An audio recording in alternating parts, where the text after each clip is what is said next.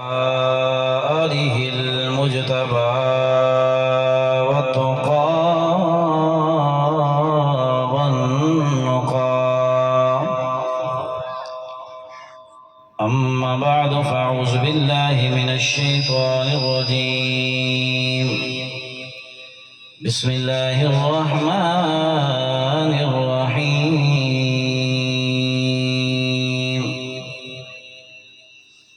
والذين يقولون ربنا اغفر لنا ولإخواننا الذين سبقونا بالإيمان. قال رسول الله صلى الله عليه وسلم: أصلحوا دنياكم واعملوا لآخرتكم كأنكم تموتون غدا.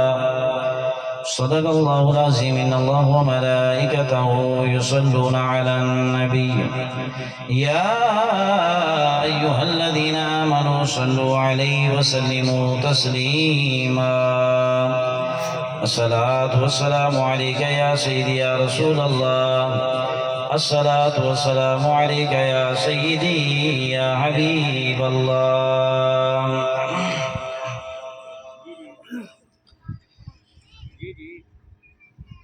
گناہوں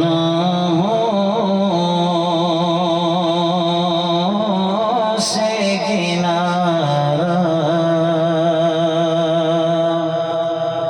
میں کروں گا یا رب. نیک کب میں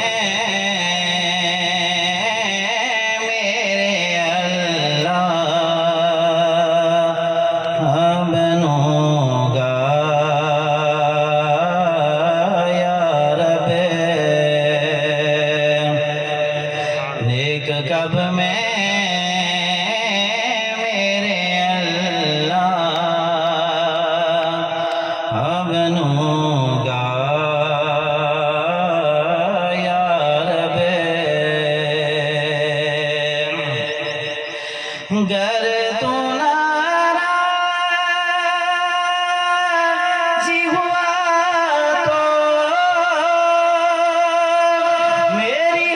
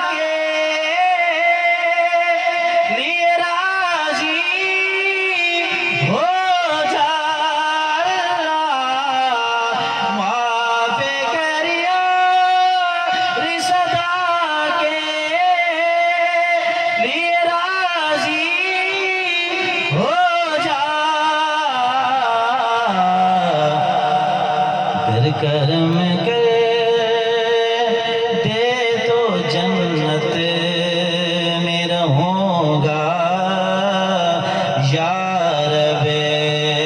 گر کرم کر دے تو جنت میں رہوں گا یا رب. دے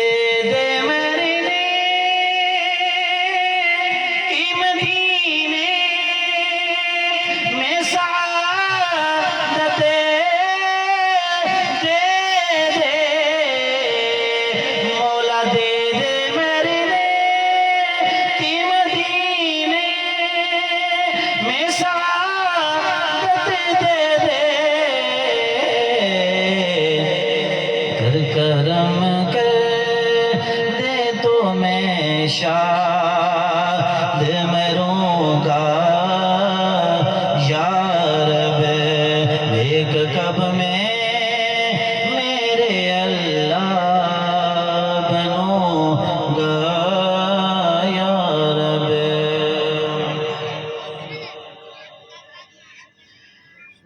حمد و صلات کے بعد اللہ تعالیٰ کی بارگاہ میں چند دعائیہ اشعار پیش کرنے کی سعادت حاصل کرنے کے بعد واجب و تعظیم اللہ کے ساتھ تکریم نہایت ہی مکرم معظم حاضرین محفل، آپ سب کے علم میں آج ہم ایک اصال ثواب کی محفل میں شریک ہیں۔ میں نے ایک قرآن کی آیت پڑھی ہے، ایک حدیث مبارکہ پڑھی ہے، چند باتیں اصلاح کے حوالے سے گوش گزار کرنے کی سعادت حاصل کروں گا۔ تقریریں تو آپ بڑے بڑے علماء سے سنتے رہتے ہیں، میں کوئی عالم نہیں ہوں، بس ایک ادنا سا طالب علم ہوں۔ جو میں نے علماء سے سبق پڑھا ہے، سبق سنانے کے لیے آپ کے سامنے حاضر ہوا ہوں۔ انشاءاللہ تعالی قبلہ حضرت صاحب بھی تشریف لا چکے ہیں، اصل خطاب تو ان کا ہوگا، میں سبق سنانے کے لیے بیٹھا ہوں۔ توجہ اگر آپ کی میری جانب رہے گی تو اللہ کی بارگاہ میں امید ہے کوئی چند باتیں اچھی ہمیں ضرور مل جائیں گی جس سے شاید ہماری اصلاح ہو جائے۔ پہلی بات تو یہ ہے، جس مقصد کے لیے ہم بیٹھے ہیں یہ ایصال ثواب کی محفل ہے۔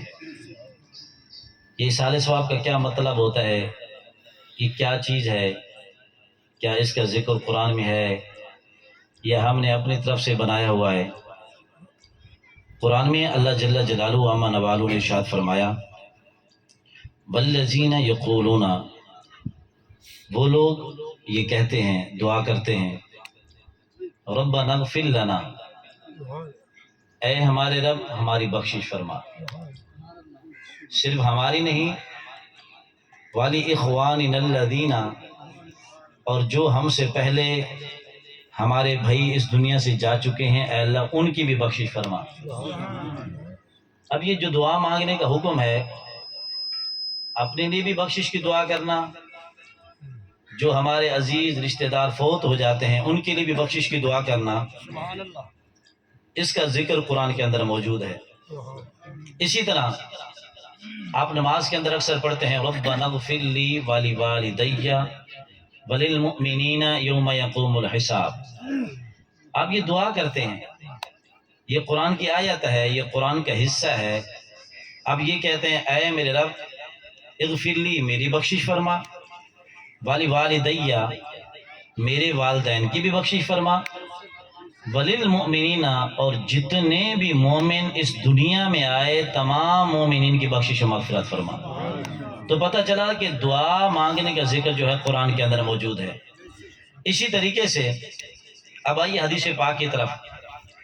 میرے آقا علیہ الصلوۃ والسلام نے ارشاد فرمایا، یہ ایک حدیث پاک ہے، اس کو روایت کرنے والے حضرت شیخ محی الدین ابن عربی رحمۃ اللہ تعالی علیہ آپ ہیں۔ آپ فرماتے ہیں کہ ہر انسان گناہ گار ہے، خطا کا پتلا ہے، دنیا میں رہتے ہوئے گناہ ہو جاتے ہیں، کچھ جان بوجھ کر کیے جاتے ہیں، کچھ غلطی سے ہو جاتے ہیں۔ جب اس دنیا سے چلا جاتا ہے تو میرے آقا نے فرمایا، نعرہ تکبیر، نعرہ رسالت، نعرہ، آقا کریم صلی اللہ تعالی علیہ وسلم کا یہ فرمان ہے۔ میرے آقا علیہ الصلوۃ والسلام ارشاد فرمایا کہ جس محفل میں ہم بیٹھے ہیں، جس مقصد کے لیے بیٹھے ہیں، آقا علیہ الصلوۃ والسلام نے فرمایا کہ اللہ تعالیٰ نے میری امت پر بڑی مہربانی فرمائی ہے، بڑی مہربانی کی ہے، بڑی شفقت کی ہے، بڑی رحمت فرمائی ہے۔ صحابہ نے عرض کی، یا رسول اللہ وہ کیسے؟ حضور نے فرمایا، جب یہ قبروں میں جائیں گے گناہ لے کے جائیں گے، جب قیامت کے دن قبروں سے اٹھیں گے تو کوئی گناہ باقی نہیں ہوگا۔ صحابہ نے عرض کی، یا رسول اللہ پھر وہ گناہ کہاں جائیں گے؟ جو کاندھوں پہ گناہوں کا بوجھ لے کے قبر میں جا رہا ہے، تو پھر جب قیامت کے دن اٹھے گا گناہ کہاں جائیں گے؟ میرے آقا علیہ الصلوۃ والسلام نے فرمایا، وہ تو مرنے کے بعد قبر میں چلا گیا گناہوں کا بوجھ لے کر، پیچھے اس کے لیے لوگ دعا کریں گے، اللہ اس کے گناہوں کو معاف فرما دے گا۔ تو یہ بتانا چاہتا تھا کہ یہ جو ایصال ثواب کی محفل ہے، یہ اس لیے ہوتی ہے کہ جب ہم جمع ہوتے ہیں ہم اس کے لیے دعا کرتے ہیں، اگر وہ گناہ گار ہوتا ہے اللہ اس کے گناہ معاف کر دیتا ہے، اگر نیک ہوتا ہے تو پھر اللہ اس کے درجات بلند فرما دیتا ہے۔ حضرت شیخ محی الدین ابن عربی رحمۃ اللہ تعالی علیہ آپ ایک حدیث پاک نقل فرماتے ہیں، فرماتے میں نے آقا علیہ الصلوۃ والسلام کی ایک حدیث پاک پڑھی کہ جو بندہ فوت ہو جائے اس کے لیے اگر 70,000 مرتبہ کلمہ طیبہ لا الہ الا اللہ محمد رسول اللہ یہ پڑھ کر اس کی روح کو اصالِ ثواب کر دیا جائے، وہ جتنا بڑا گناہ گار ہوگا اللہ اس کی بخشش فرما دے گا۔ شیخ محی الدین ابن عربی رحمۃ اللہ تعالیٰ آپ فرماتے ہیں کہ میں نے یہ 70,000 مرتبہ کلمہ پڑھ لیا، مجھے یقین تو تھا حضور کی حدیث پر، لیکن میں نے سوچا کہ اس کا تجربہ کروں گا۔ فرماتے ہیں میں نے 70,000 مرتبہ کلمہ طیبہ پڑھا، ثواب اپنے پاس رکھا۔ میرے ایک دوست کی والدہ فوت ہو گئی تو میں وہاں تعزیت کے لیے گیا۔ میں بیٹھا تھا تو میرا جو دوست تھا وہ صاحب کشف آدمی تھا، اس نے کشف کیا، مراقبہ کیا، دیکھا اس کی ماں کو قبر کے اندر عذاب ہو رہا ہے، وہ رونے لگا۔ میں نے پوچھا رونے کا سبب کیا ہے؟ کہنے لگا میں نے ابھی بھی مراقبہ کیا، میں نے دیکھا قبر کے اندر میری ماں کو عذاب دیا جا رہا ہے، قبر کو جہنم کا ایک گڑھا بنایا گیا ہے، قبر کے اندر آگ بھڑکائی گئی ہے، میری ماں عذاب کے اندر ہے، عذاب کے اندر مبتلا ہے، اس وجہ سے میں رو رہا ہوں۔ آپ فرماتے ہیں میں نے دل کے اندر دعا مانگی کہ یا اللہ وہ جو 70,000 مرتبہ کلمہ طیبہ میں نے پڑھا تھا نا، میں نے اس کی والدہ کی روح کو اصالِ ثواب کر دیا۔ فرماتے ہیں میں نے اس کی والدہ کو روح کو اصالِ ثواب کیا، ابھی تھوڑا سا وقت گزرا، اس نے دوبارہ مراقبہ کیا، کہنے لگا ابھی، پھر میں نے دیکھا وہ خوش ہونے لگا۔ میں نے پوچھا خوش کیوں ہوتا ہے؟ کہنے لگا ابھی ابھی میں نے دیکھا ہے میری ماں کی قبر کو اللہ نے جنت کے باغوں میں سے باغ بنا دیا ہے، اس کی قبر کو گلے گلزار بنا دیا ہے، جنت کا باغیچہ بنا دیا ہے، جنتی بستر عطا فرما دی ہے، جنتی خوشبوئیں لباس عطا فرما دی ہے۔ شیخ محی الدین ابن عربی رحمۃ اللہ تعالی علیہ آپ فرماتے ہیں اس کے بعد مجھے یقین ہو گیا کہ 70,000 مرتبہ کلمہ طیبہ پڑھ کر اگر کسی کی روح کو اصالِ ثواب کیا جائے تو اللہ اس کی بخشش و مغفرت فرما دیتا ہے۔ تو سامعین گرامی قدر، اسی طریقے سے میرے آقا علیہ الصلوۃ والسلام ارشاد فرمایا، یہ تو رحمت والی حدیث سنا رہا ہوں نا، ابھی دوسری طرف بھی آتا ہوں، رحمت والی حدیث سنا رہا ہوں۔ میں نے قبلہ آپ سے میں نے ٹائم لے لیا ہے تو انشاءاللہ ختم بھی پڑھیں گے، تو میرے بعد خصوصی خطاب تو آپ کا ہوگا، میں تو بحیثیت طالب علم میں آج وہ سبق سنا رہا ہوں جو آپ کے والد گرامی حضور قبلہ حافظ فتح محمد القادری صاحب رحمۃ اللہ تعالیٰ علیہ، اللہ ان کی قبر پر کروڑوں رحمت نازل فرمائے۔ کبھی کبھی ہمیں موقع ملتا تھا، ہم تو فیصل آباد رہتے ہیں، علاقہ تو ہمارا یہی ہے، کبھی کبھی موقع ملتا تھا آتے تھے تو آپ کے سامنے ہم کھڑے ہو کر کبھی کوئی نعت پڑھتے یا کبھی کوئی تقریر کر لیتے، آپ ہمیں ایک تحفہ بھی عطا فرمایا کرتے تھے، اپنا بیگ اسی طرح ساتھ رکھتے تھے، آپ مصری رکھتے تھے، مصری کا تحفہ آپ ہمیں عطا بھی فرمایا کرتے تھے۔ کبھی کبھی ہمیں موقع ملتا ہے تو آج بھی جو سبق میں ان کو سنایا کرتا تھا آج آپ کی خدمت میں سنانے کی سعادت حاصل کر رہا ہوں، یہ میری سعادت مندی ہے، یہ میرے لیے اعزاز ہے، یہ میری خوش نصیبی ہے، ورنہ میری حیثیت نہیں کہ آپ کے ہوتے ہوئے میں خطاب کر سکوں، یہ صرف آپ کی دعائے محبت ہے۔ تو میرے بھائیوں، حدیث پاک ہے، میرے آقا علیہ الصلوۃ والسلام نے ارشاد فرمایا قیامت کے دن ہوگا ایک بندہ ایسے جا رہا ہوگا، وہ دیکھے گا دائیں بائیں بڑے بڑے نیکیوں کے پہاڑ چڑھ رہے ہوں گے، ادھر بھی بڑی بڑی نیکیاں، ادھر بھی بڑی بڑی نیکیاں۔ بندہ عرض کرے گا باری تعالیٰ یہ نیکیاں میری نہیں ہیں، یہ نیکیاں تو میں نے نہیں کی تھی، یہ نیکیاں کہاں سے آ گئی؟ نامہ اعمال دکھایا جائے گا، وہ دیکھے گا، رب سب یاد کرا دے گا، عرض کرے گا باری تعالیٰ یہ نیکیاں تو میں نے نہیں کی تھی، یہ میری نیکیاں کہاں سے آ گئی؟ اللہ تعالیٰ فرمائے گا میرے بندے مجھے بھی پتا ہے یہ نیکیاں تو نے نہیں کی تھی، تو دنیا سے چلا آیا تھا، تیرے پیچھے تیرے رشتہ دار، تیرے دوست، تیرے گھر والے، تیرے بیوی بچے تیرے لیے دعا کرتے تھے، مر رب تجھے یہ نیکیاں عطا فرماتا تھا۔ تو پتہ چلا کسی کے لیے دعا کی جائے تو اس کا ثواب بھی اسے ملتا ہے اور اس کی جزا بھی اسے ملتی ہے، گناہ گار ہو تو گناہ معاف ہوتے ہیں، نیک ہو تو اللہ درجے بلند فرما دیتا ہے۔ ایک اور حدیث پاک سماعت کیجئے، میرے آقا علیہ الصلوۃ والسلام ارشاد فرمایا ایک بندہ جنت میں چلا جاتا ہے، روزانہ اللہ تعالیٰ ایک سٹیپ، ایک گریڈ، ایک درجہ روزانہ اس کا بلند فرما دیتا ہے۔ آج دوسرے درجے پہ تو کل تیسرے پہ پہنچ گیا، تیسرے پہ تو اگلے دن چوتھے پہ پہنچ گیا، روزانہ ایک درجہ بلند ہو رہا ہے۔ عرض کرتے باری تعالیٰ میں نے ایسی کون سی نیکی کی تھی کہ جس کی وجہ سے روزانہ میرے درجے بلند ہوتے ہیں؟ ایسا کون سا عمل کیا تھا جنت میں میرے روزانہ درجے بلند ہوتے ہیں، کل دوسرے درجے پر، آج تیسرے پر، پھر چوتھے پر، پانچویں، چھٹے، ساتویں پر روزانہ میرا ایک درجہ جو بلند ہوتا ہے، وجہ کیا ہے؟ میرے رب کی طرف سے یہ حکم آتا ہے، اے میرے بندے تو نے ایسا کوئی عمل نہیں کیا، ایسی کوئی نیکی نہیں کی، مگر اولاد نیک چھوڑایا ہے، اولاد اچھی چھوڑایا ہے، اولاد کی تربیت اچھی کرایا ہے، اولاد کو تعلیم اچھی دے کر آیا ہے، اولاد کو اچھا سکھا کر آیا ہے، اولاد کو دین سکھا کر آیا ہے، اولاد کو اپنی جو ہے عظمت سکھا کر آیا ہے۔ تیرے بچے تیرے لیے دعا کرتے ہیں، میں جنت میں روزانہ درجہ بلند کر دیتا ہوں۔ تو پتہ چلا کہ جو ہم دعا کرتے ہیں ان دعاؤں کے صدقے ہمارے فوت شدگان کے درجے بلند ہوتے ہیں، ان کے اللہ درجے بلند فرماتا ہے، ان کی بخشش فرماتا ہے، ان کو جنت میں اعلیٰ مقام عطا فرماتا ہے۔ اور پھر ساتھ ساتھ یہ بھی یاد رکھیں ہم نمازی بھی ہیں، متقی بھی ہیں، پرہیزگار بھی ہیں، بڑے بڑے ہم نے صدقے خیرات بھی کیے، سب کچھ کیا، لیکن قیامت کے دن ایسا بندہ بھی اللہ کی بارگاہ میں آئے گا، اس کے نیکیوں کے بڑے بڑے پہاڑ ہوں گے، نامہ اعمال کے اندر نیکیاں ہوں گی، نمازیں، روزے، حج، زکوٰۃ، طرح طرح کی نیکیاں ہوں گی۔ اللہ تعالیٰ فرمائے گا کوئی بندہ ایسا ہے کہ کبھی اس کے ساتھ اس بندے نے زیادتی کی ہو، کبھی اس کا حق مارا ہو، ڈاکہ ڈالا ہو، گالی نکالی ہو، برا بلا کہا ہو، ظلم کیا ہو، اس کے ساتھ حسد، کوئی ہے ایسا بندہ؟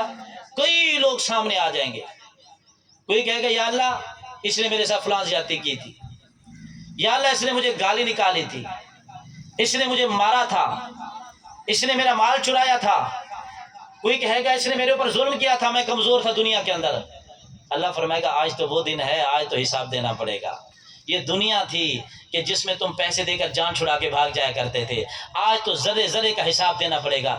جب تک ہم حقوق العباد پورے ادا نہیں کریں گے، بندوں کے حقوق ادا نہیں کریں گے، ایک قدم بھی کوئی بندہ جنت کی طرف نہیں جا سکے گا جب تک بندوں کے حقوق ادا نہیں کرے گا۔ آج ہم حق مارتے ہیں، کسی کا مال چرا لیتے ہیں، مال چرانے کو ہم اس کو برا ہی نہیں جانتے، کسی کے اوپر ظلم کر لیتے ہیں، کسی کے اوپر زیادتی کر لیتے ہیں، کسی کا پانی چوری توڑ لیتے ہیں، کسی کی فصلوں کا نقصان کر دیتے ہیں۔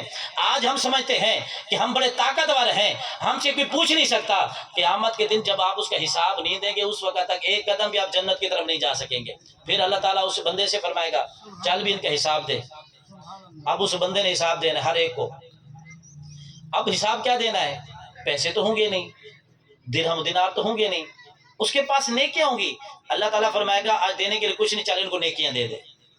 اب بندے نے اپنی نیکیاں اس کو دینی ہے جس کے ساتھ دنیا میں رہتے اس نے زیادتی کی تھی، اپنی نیکیاں اس کو دے دی، نیکیاں چلی گئیں، دوسرا آئے گا وہ لے جائے گا، تیسرا آئے گا وہ لے جائے گا، حتیٰ کہ اس بندے کے پاس کوئی نیکی باقی نہیں ہوگا حاجی نمازی، نیکیوں کے انبار لگائے ہوں گے، مگر قیامت کے دن ایک نیکی اس کے پاس باقی نہیں ہوگی۔ تو میرے بھائیو، دنیا میں رہتے ہوئے میں نے جو حدیث پاک پڑھی ہے، اصلحوا دنیاکم وَاعْمَلُوا لِآخِرَتِکُم کَأَنَّکُم تَمُوتُونَ غَدًا، اپنی دنیا کے اندر رہتے ہوئے اپنی اصلاح کرو، آخرت کے لیے اچھے عمل کرو، تم نے مرنا ہے۔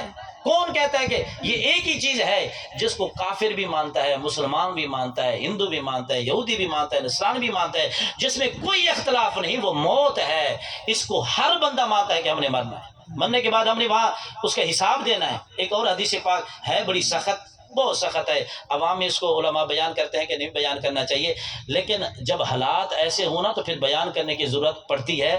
ہم نے میٹھی میٹھی حدیثیں لوگوں کو سنا کے، رحمت والی حدیثیں سنا کے لوگوں کو اللہ کی رحمت کو دکھا دی ہے، کبھی یہ نہیں بتایا جس خدا نے جنت بنائی ہے اس نے دوزخ بھی بنائی ہے، جس کی رحمت بھی ہے اس کی عذاب بھی ہے، جہاں وہ غفار ہے وہ قہار بھی ہے۔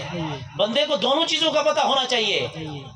ایک بہت اہم ترین حدیث پاک ہے، توجہ کے ساتھ سماعت فرمائیں۔ آقا علیہ الصلوۃ والسلام تشریف فرما تھے، سامنے بچے کھیل رہے تھے گیند کے ساتھ۔ اب بچے جب کھیل رہے تھے نا تو وہ گیند حضور کے سامنے آ پڑی، اب کسی کی جرات نہیں ہو رہی تھی گیند اٹھانے کی، جو بچے تھے ڈر رہے تھے حضور کے سامنے کون جائے گیند اٹھانے کے لیے۔ ایک بچے نے ہمت کی، وہ آیا گیند اٹھائی چلا گیا، حضور نے فرمایا یہ حرام زادہ ہے۔ اللہ اکبر، اللہ تعالیٰ معاف فرمائے۔ میں نے کہا بیان تو نہیں کرنی چاہیے، لیکن اب آپ آخر میں فیصلہ کریں گے کہ بیان کرنی چاہیے تھی۔ ممبروں پہ ہم نہیں بیان کرتے اس طرح کی حدیثیں۔ حضور نے فرمایا حرام زادہ ہے. بیٹھے ہوئے کون تھے؟ سارے صحابہ پریشان ہو گئے. سارے صحابہ پریشان ہو گئے، آنکھوں سے آنسو جاری ہو گئے. وہ تو ایک نیک آدمی کے بیٹے، ماں نیک ہے، باپ نیک ہے، یہ حرام زادہ کیسے؟ اب ادھر حضور نے بیان فرما دیا، جھوٹ بھی نہیں ہو سکتا تھا. حضور نے بیان جو فرما دیا جھوٹ بھی نہیں ہو سکتا تھا. صحابہ پریشان ہو گئے، حتیٰ کہ وقت گزرتا گیا صحابہ نے اس پریشانی میں کھانا کھانا چھوڑ دیا. صحابہ بھوک سے نڈھال ہو گئے. حضور نے دیکھا کہ سارے میرے صحابہ پریشان ہیں. یہ بات اس گھر میں بھی پہنچ گئی، وہ جس کا بیٹا تھا بی بی کے پاس بھی پہنچ گئی، ان کے باپ کے پاس بھی پہنچ گئی، وہ بھی بڑے پریشان. صحابہ اس بات پہ بڑے پریشان، ماں بڑی نیک ہے ہم سب جانتے ہیں، باپ بڑا متقی پرہیزگار ہے، یہ کیسے بات ہو گئی کہ وہ حرام زادہ ہے؟ آقا علیہ الصلوۃ والسلام نے جب دیکھا نا کہ صحابہ بہت زیادہ پریشان ہو گئے، پھر حضور نے حقیقت سے پردہ اٹھایا. حضور نے فرمایا، ان کو بلایا، فرمایا مجھے پتہ چلا تم بھی پریشان ہو، بات بھی پریشانی والی ہے، میرے سارے صحابہ پریشان ہیں، انہوں نے کھانا کھانا چھوڑ دیا، یہ کمزور ہو گئے ہیں، دیواروں سے ٹیک لگا کے بیٹھتے ہیں. میں تمہیں بتاتا ہوں حقیقت کیا ہے. اب توجہ کرنا، حقیقت کیا تھی؟ حقیقت یہ تھی، حضور نے فرمایا میں تمہیں بتاتا ہوں. مجھے بتاؤ، ایک دن بارش تھی، تمہاری لکڑیاں، جو لکڑیاں اٹھا کے ہم چولہا جلاتے ہیں نا، روٹی پکاتے ہیں، اب وہ حضرات توجہ کریں، جو سرکاری لکڑیاں کاٹ کے گھر لاتے ہیں یا کسی کی چوری لکڑیاں اٹھا کر لاتے ہیں، لکڑیاں تو دور کی بات ہے، سبزیاں توڑ لیتے ہیں، آم توڑ لیتے ہیں، نہ جانے کیا کیا پھل توڑ لیتے ہیں، فروٹ توڑ لیتے ہیں. اب توجہ کرنا، حضور نے فرمایا ایک دن بارش تھی، تمہاری لکڑیاں گیلی ہو گئی تھی، تم نے ہمسایوں کی لکڑیاں بغیر پوچھے اٹھائی تھی، بغیر پوچھے لکڑیاں اٹھائی تھی، ان لکڑیوں سے تم نے چولہا جلا کر کھانا پکا کر کھایا تھا. وہ لکڑیاں تھی چوری کی، چوری کی لکڑیوں سے تم نے اپنی غذا کا انتظام کیا، روٹی پکا کے کھائی، اسی سے خون بنا، اسی سے مادہ منویہ بنا، اسی سے وہ حمل ٹھہرا، اسی سے یہ بچہ پیدا ہوا. جس کی ابتدا حرام ہے وہ حرام زادہ نہیں تو پھر اور کیا ہے؟ اب ذرا گھر بیٹھ، ابھی غصہ نہیں کرنا، گھر بیٹھ کے تھوڑی دیر کے لیے سوچنا ہمارے حالات کیا ہیں. ہمیں کسی جگہ پہ محافظ بنایا جائے تو ہم کیا کچھ کرتے ہیں. ہم یہ سمجھتے ہیں میں نے مال جمع کر لیا، میرے پاس مال زیادہ آ گیا، ڈکیتی ڈالی، چوری کی، امانت میں خیانت کر ڈالی. لکڑیاں، یہ تو میں نے ایک حدیث سنی، اس میں لکڑیوں کی مثال ہے، سب کو پتا ہے. چوری پانی توڑ کے فصلوں کو لگانا، پھر دعا کرنا یا اللہ اس میں برکت نازل فرما. کہاں سے برکت آئے گی بھائی؟ چوری کا پانی، برکت کہاں سے آئے گی؟ تو اسی طرح بہت ساری بیماریاں ہمارے اندر ہیں. یہی وجہ ہے میرے آقا فرماتے اصلی ہو دنیا تم لوگوں، یہ چند دن کی دنیا ہے، پتہ نہیں چلے گا دنیا سے چلے جاؤ گے.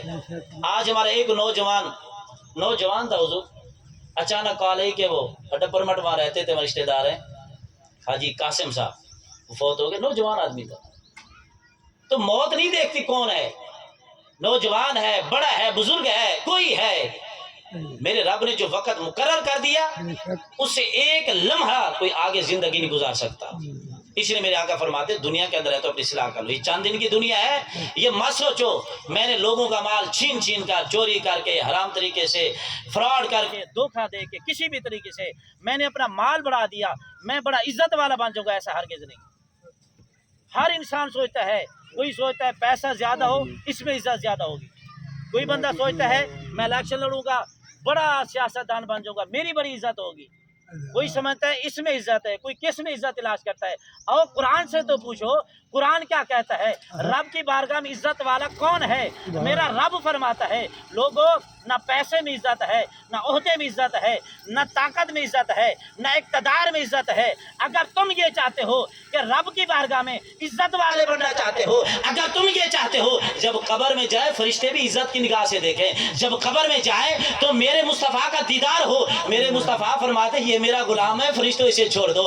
اگر تم یہ چاہتے ہو قیامت کے دن حساب و کتاب کے اندر آسانی ہو، اگر تم یہ چاہتے ہو کہ قیامت کے دن حضور کے سامنے چہرہ دکھانے کے قابل قابل بن جاؤں. اگر تم یہ چاہتے ہو کہ میں قیامت کے دن اللہ کی بارگاہ میں چہرہ دکھانے کے قابل بن جاؤں، اگر اللہ کی بارگاہ میں عزت والا بننا چاہتے ہو، قرآن سے پوچھو اللہ کی بارگاہ میں عزت والا کون ہے. قرآن نے ہمیں بتایا ان اکرمکم عند اللہ اتقاکم، لوگوں جو تم سب سے زیادہ متقی ہوگا وہ تم سب سے زیادہ وہ عزت والا ہوگا.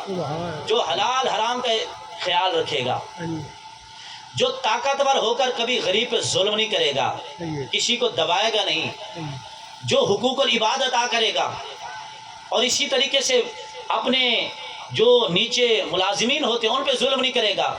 دیکھا ہمارے ملازمین کے ساتھ بڑے بڑے لوگ کیسے ظلم کرتے ہیں، مار مار کے. پچھلے دنوں کی بات ہے، ایک جج کی بیوی نے بچی کو مار مار کے جان سے مار دیا، یا اس کی حالت خراب ہوگی یا جیسے بھی ہوئی. تو یہ کیا ہے؟ یہ ہماری طاقت کا نشہ ہے. تو میرے بھائیو، یہاں ظلم کر لو گے، سب کچھ کر لو گے، لیکن قبر میں جا کے حساب و کتاب دینا ہوگا. دنیا کے اندر رہتے ہوئے اپنی اصلاح اس طرح کرو، حقوق العباد بھی پورے ادا کرو، حقوق العباد، حقوق اللہ کے بھی پورے ادا کرو، اور اللہ کے ساتھ معاملہ درست رکھو. اور اس کے علاوہ مسئلہ روزی کا ہے. جو میرے رب نے تمہارا رزق لکھ دیا ہے، حضور فرماتے ہیں رزق بندے کو ایسے تلاش کرتا ہے جیسے مرنے والے کو موت کا فرشتہ تلاش کرتا ہے، ایسے تلاش کرتا ہے. تو اس لیے اپنے رزق کو پاکیزہ رکھنا چاہیے، اپنے ذہنوں کو پاکیزہ رکھنا چاہیے، اپنی سوچ کو پاکیزہ رکھنا چاہیے، اپنی زبان کو پاکیزہ رکھنا چاہیے. ادھر سے ہم گالیاں نکالیں، جھگڑے کریں. اب حضور کی بارگاہ میں ایک عورت کا ذکر ہوا. اصل بات ہے تو حضور نے آپ میں نصیحت کی کرنی ہے، میں تو سبق سنا رہا ہوں. حضور کی بارگاہ میں ایک عورت کا ذکر ہوا. اب میں یہ بات سنا کے بات ایک اور کرنا چاہتا ہوں، یہ ویسے سنا رہا ہوں. حضور کی بارگاہ میں ایک عورت کا ذکر ہوا کہ وہ عورت بڑی نیک ہے، متقی ہے، پرہیزگار ہے، نماز پڑھتی ہے، تہجد ادا کرتی ہے. حضور نے فرمایا جنت میں جائے گی. حضور نے کیا فرمایا؟ جنت میں جائے گی. پھر ہمسایوں نے بتایا کہ حضور وہ جھگڑے بھی کرتی تھی، لوگ اسے تنگ بھی تھے، بڑی جھگڑالو تھی. حضور نے فرمایا جہنم میں جائے گی. اب بتاؤ کہاں گئی اس کی نیکیاں، کہاں گئی نمازیں؟ اب جو بات بتانا چاہتا ہوں یہ ہے، یہ تو حدیث آپ نے سن لی. اب ان عورتوں کی تربیت کون کرے؟ ہم سب پر لازم ہے ہر بندہ اپنے اہل و عیال کی تربیت کرے، اپنی بیوی کی تربیت کرے، اس کو سکھائے ہم مسلمان ہیں. ہم مسلمانوں کے رہنے سہنے کے طریقے اور ہیں جو ہمیں قرآن نے بتایا، حدیث نے بتایا، میرے مصطفیٰ نے بتایا. اسے نماز کی پابندی کرائے، اسے دین سکھائے. ہر بندہ اپنی بیوی کو بھی سکھائے، اپنی بیٹیوں کو بھی سکھائے، اپنے بچوں کو بھی سکھائے. بچے تو چلو مدرسوں میں چلے جاتے ہیں، وہاں سے سیکھ لیتے ہیں، علماء کے پاس، پیران عظام کے پاس آتے ہیں، سیکھ لیتے ہیں. اب بیٹیاں کہاں سے سیکھیں گی؟ مائیں کہاں سے سیکھیں گی؟ ان کو سکھانا ہم سب کی ذمہ داری ہے. ان کو سکھائیں بھئی نماز پڑھا کرو، جھگڑے نہ کیا کرو، اچھے کام کیا کرو، اللہ سے ڈرا کرو. کوئی نماز نہیں پڑھتا، کام پہ جا رہے ہیں، ادھر جا رہے ہیں، نماز کا کسی کو خوف نہیں ہے، کسی گھر میں تلاوت نہیں ہے، کسی گھر میں نماز نہیں ہے. یہی وجہ ہے ہمارے گھر کے اندر کوئی برکت نہیں ہے. پہلے زمانے کے اندر آپ بزرگ جو بیٹھے ہیں نا، ان کو پتہ ہے جب لوگ صبح صبح اٹھتے تھے پہلے نماز، اس کے بعد قرآن کی تلاوت، تیسرے نمبر پر جا کر گھر کے کام، زمین کے ادھر ادھر کے. اگر لوگ ناپاک ہوتے تھے نا تو زمین میں بھی نہیں جاتے تھے. اب کیا حالات ہیں ہمارے؟ کہاں کی برکتیں، کہاں کی وہ رونقیں، کہاں کی وہ خوشحالیاں. لاکھوں کماتے ہیں، پریشان ہے. وجہ یہی ہے کہ ہم اللہ کے حقوق ادا نہیں کرتے، بندوں کے حقوق ادا نہیں کرتے. ہم بڑے خوشحال ہوتے ہیں، ہمارے پیچھے کئی لوگوں کی بد دعائیں ہوتی ہیں. لوگوں کی بد دعاؤں سے بچا کرو میرے بھائیوں. نماز پڑھا کرو، کسی کے ساتھ نا انصافی نہ کیا کرو، کسی کے ساتھ ظلم نہ کیا کرو، کسی کے اوپر جو ہے بے رحمی نہ کیا کرو. اللہ کے حقوق بھی ادا کرو، بندوں کے حقوق بھی ادا کرو. اپنے گھر کے اندر دین لے کر آؤ، اپنے گھروں کے اندر دین لے کر آؤ، اپنے گھر والوں کو نماز سکھاؤ. قیامت کے دن حدیث پاک ہے، جو ایک بندہ، جیسے میں اپنے گھر کا سربراہ ہوں، مجھے اپنے بیوی بچوں کے بارے میں حساب دینا ہوگا. اسی طرح آپ کو اپنی بیوی بچوں کے بارے میں قیامت کے دن حساب دینا ہوگا. اللہ تعالیٰ آپ سے پوچھے گا کہ تو خود تو بڑا نمازی تھا، بڑا متقی تھا، بڑا پرہیزگار تھا، تیری نماز کا کیا فائدہ؟ تو نے اپنی بیوی کو کبھی نماز کا کہا بھی نہیں، بیٹی کو کبھی کہا نہیں، پردے کا کہا نہیں، حلال حرام کے بارے میں تو نے بتایا نہیں، کبھی پوچھا نہیں یہ تو پیسے کہاں سے ملے، کہاں سے پیسے لائے ہو، کبھی تم نے پوچھا ہی نہیں۔ حضرت عمر پاک کا دور تھا، بیٹا گیا ایک ملک کے اندر، لوگوں نے تحفے تحائف دیے، بیٹا آیا باقیوں کی بنسبت زیادہ مال لے کر آیا، باپ نے پوچھا بتاؤ مال کیسے ملا تمہیں؟ آج تو ہم پوچھتے نہیں ہیں ماشاءاللہ میرا بیٹا اتنا کما کے لایا، آج میرے بیٹے کا چھکا لگ گیا ہے، میرا بیٹا اتنا کما کے لایا ہے۔ عمر پاک پوچھتے ہیں بتاؤ مال زیادہ تمہارے پاس کہاں سے آ گیا، باقیوں کے پاس کم ہے، تیرے پاس زیادہ ہے، کہاں سے آ گیا؟ کہا ابا حضور میں ایک وقت کے امیر المومنین کا بیٹا تھا نا، لوگوں نے مجھے کچھ تحفے دیے ہیں، کچھ میں نے کمایا ہے، کچھ تحفے ملے ہیں، آپ نے سارے تحفے لے کر بیت المال کے اندر جمع کرا دیے۔ فرمائی ہمارا حق نہیں، یہ عوام کا حق ہے، ہم پوچھتے نہیں ہیں۔ بیٹا کما کے لائے، پوچھتے نہیں کہاں سے لایا ہے، بس پیسے آنے چاہیے، وہ حلال سے آئیں حرام سے آئیں۔ میرے بھائیو آج دنیا کے اندر ہم چلاک بننے، اچھا ہم سمجھتے ہیں کہ میں چلاک ہوں، پیسہ میں نے فراڈ کر لیا، میں نے چلاکی کر لی، میں نے فلاں کی جائیداد پہ قبضہ کر لیا، میں نے چلاکی کر لی، میں بڑا طاقتور ہوں۔ یہ پتہ تو اس وقت چلے گا جب ذرے ذرے کا حساب دینا ہوگا، دینے کے لیے کچھ نہیں ہوگا سوائے نیکیوں کے۔ میرے بھائیو آخرت کو یاد کرو، آخرت کو یاد کرو، نماز کی پابندی کرو، جھوٹ سے بچ جاؤ، غیبت نہ کرو کسی کی، چغل خوری ایسا گناہ ہے، حضور نے فرمایا چغل خور کبھی جنت میں جا کر داخل نہیں ہوگا۔ چغل خوری کیا ہے؟ ادھر سے سن کے ادھر، ادھر سے سن کے ادھر، دو بندوں کو آپس میں لڑا کے پیچھے ہو گئے۔ میرے بھائیو یہ چغل خوری ہے جس کو ہم گناہ نہیں سمجھتے، یہ اتنا بڑا جرم ہے، حضور فرماتے یہ بندہ جنت میں نہیں جائے گا جب تک یہ اس نے توبہ نہیں کی۔ ہم اس کو گناہ نہیں سمجھتے، چغل خوری ہمارے اندر عام ہے، لوگوں کو لڑانا ہمارے اندر عام ہے، لوگوں کے اندر جو ہے فساد ڈلوانا عام ہے۔ حضور فرماتے ہیں، قرآن کہتا ہے فساد قتل سے بھی بڑا گناہ ہے۔ ہم فساد ڈلوانے کو کوئی مسئلہ نہیں سمجھتے۔ جھوٹ سے بچو، غیبت سے بچو، چغل خوری سے بچو، حرام خوری سے بچو، چوری کا پانی فصلوں کو نہ لگایا کرو، حلال پہ گزارا کرو، جو اللہ نے نصیب لکھا ہے نا رزق وہ تمہیں مل کر رہے گا، نہ اسے زیادہ ملے گا نہ کم ملے گا۔ اکثر لوگوں میں یہ بھی بیماری ہوتی ہے، اگر کسی کو دیکھتے ہیں نا گاڑی پہ، دیکھتے ہیں نا یہ امیر ہے، یہ جی حرام کا پیسہ ہے، تمہیں کیسے پتا چلا حرام کا پیسہ ہے؟ کہ جب خدا اس کو دے اور تجھ سے پوچھ کر دے، تجھ سے پوچھ کر پھر اس کو خدا دے، تو کیسے کہتا ہے اس کے پاس حرام کا پیسہ؟ کیا تو نے دیکھا ہے اس کو چوری کرتے ہوئے؟ الزام لگاتے ہوئے ہمیں شرم نہیں آتی؟ یہ حسد ہے، یہ بیماری ہے ہمارے اندر۔ کسی کا اچھا کپڑا، اچھی سواری، اچھا گھر ہم برداشت نہیں کرتے، اس کو حسد کہتے ہیں۔ حضور نے فرمایا حسد نیکیوں کو ایسے کھاتا ہے جیسے آگ سوکھی لکڑی کو کھاتی ہے۔ میرے بھائیو ان گناہوں سے بچو۔ میٹھی میٹھی تقریریں تو ہم سنتے ہی رہتے ہیں، دل کر رہا تھا آج تھوڑی سخت باتیں آپ کو بری لگیں گی، لیکن یہ دین اصل میں یہی ہے کہ جہاں ہم میلاد النبی صلی اللہ علیہ وسلم کا اہتمام کرتے ہیں اور اس کی فضیلت بیان کرتے ہیں، کل خانی کی سارے ثواب کی فضیلت بیان کرتے ہیں، ہمیں اپنی عوام کو یہ بتانا ہوگا جھوٹ نہ بولا کریں، غیبت نہ کیا کریں، چغل خوری نہ کیا کریں، حسد نہ کیا کریں۔ حسد بہت عام ہے، کوٹ کوٹ کے انسانوں کے اندر بھرا ہوا ہے، یہ حسد نہ کیا کریں۔ اللہ تعالیٰ ان تمام بری بیماریوں سے اللہ تعالیٰ ہمیں محفوظ فرمائے، اور جس مقصد کے لیے بیٹھے حضور دعا کریں گے کہ اللہ تعالیٰ محروم کے لیے ذریعہ نجات بنائے۔ اب میں دعوت خطاب دے رہا ہوں عالم